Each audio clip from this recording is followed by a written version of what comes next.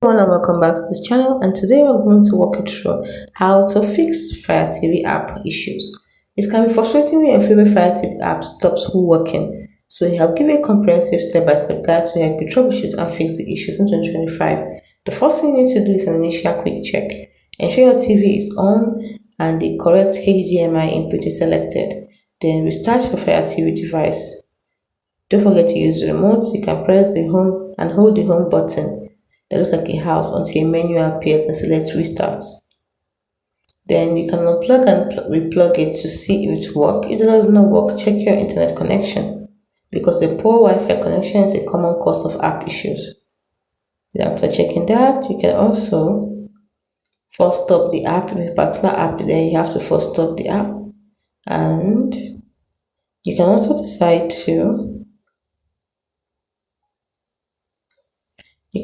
update the app. Don't forget you can also update the app. Now, if it is Fire TV system that you require troubleshooting for, what you do is that you check for Fire TV software updates, like I said. Update the app, update the software. You can restart the Fire TV software. You can restart the Fire TV, to its factory defaults.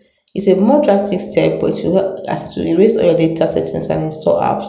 But most times it helps to solve the problem. Then sometimes insufficient storage can also cause it, so check your storage.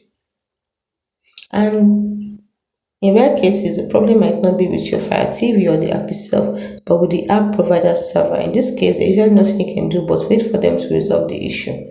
You can check online forums or social media to see if other users are experiencing the same problem as you are. By following these steps, you should be able to identify and resolve most issues causing your Fire TV app to not work in 2025. Remember to try the simpler solutions first before resolving or resorting to more drastic measures like factory resetting your device. Thanks for watching.